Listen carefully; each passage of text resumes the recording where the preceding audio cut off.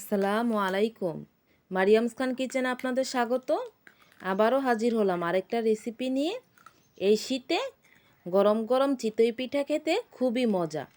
আর যাদের চিতই পিঠা একদম ফুলকো নরম হচ্ছে না, তাদের জন্য ভিডিওটা নিয়ে আসলাম। তো কথা আর বাড়াবো না, চলে যাব মূল উপকরণে। এখানে আমি আতপ চাল নিয়েছি। এটা আমি আধা ঘন্টা ভিজিয়ে রেখেছিলাম। তো ভালো করে ধুয়ে পরিষ্কার করে নিয়েছি। একটা ব্লেন্ডারে জারে ঢেলে দিব। চালটা আমি ব্লেন্ডারে গুঁড়ো করে নিব। আপনারা চাইলে শিলপাটায়ও গুঁড়ো করতে পারেন। চালটা খুব ভালোভাবে দিয়ে দিলাম।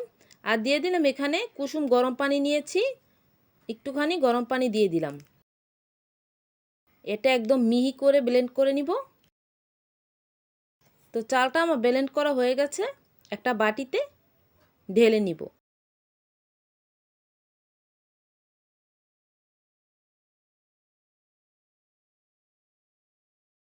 দেখুন চালটা একদম মিহি করে ব্লেন্ড করে নিয়েছি।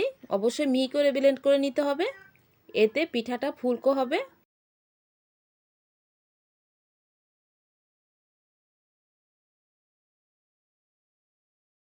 ওটা বাটিতে ঢেলে নিয়েছি। এখন আমি চিতই পিঠা ব্যাটার তৈরি করে নিব। এখানে দিয়ে দিলাম হাফ কাপ ময়দা,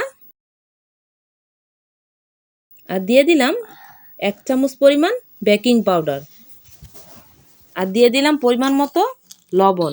তো এটা আমি খুব ভালোভাবে মিশিয়ে নিব।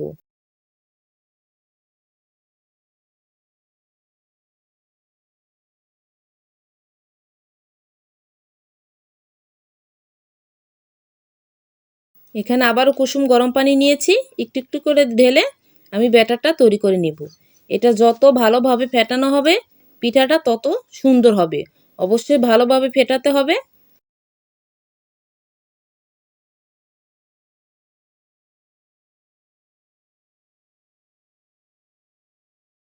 একটু খেয়াল করলে বুঝতে পারবেন ব্যাটারটা কীরকম করে গুলিয়ে নিচ্ছি। একবারে পানি দিলে বেশি পাতলা হয়ে যাবে, সেজন্য অল্প অল্প পানি দিয়ে আমি চিতই পিঠার ব্যাটারটা তৈরি করে নিচ্ছি। এভাবে প্রায় 8 থেকে 10 মিনিট ফেটিয়ে নিতে হবে। এই কাজটা খুব ধৈর্য সহকারে করতে হবে। তো চিতই পিঠা ব্যাটারটা আমার হয়ে গেছে। এবার চলে যাব পিঠা তৈরির জন্য। দেখে বুঝতে পেরেছেন কিভাবে ব্যাটারটা তৈরি করে নিয়েছি। তো কড়াইতে একটুখানি সয়াবিন তেল দিয়ে ভালোভাবে গরম করে নিয়েছি। এবার দিয়ে দিলাম 1 চামচ পরিমাণ ব্যাটার। ঢাকনা দিয়ে 2-3 মিনিট অপেক্ষা করব। তো চলে আসলাম 2-3 মিনিট পর। দেখুন পিঠাটা কতটা সুন্দর হয়েছে, একদম ফুলকো।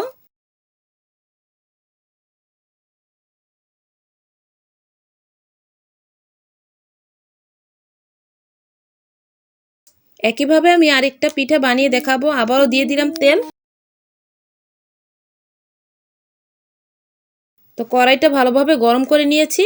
আবারও দিয়ে দিলাম 1 চামচ পরিমাণ ব্যাটার। আবারও ঢাকনা দিয়ে দিব, 2-3 মিনিট অপেক্ষা করব।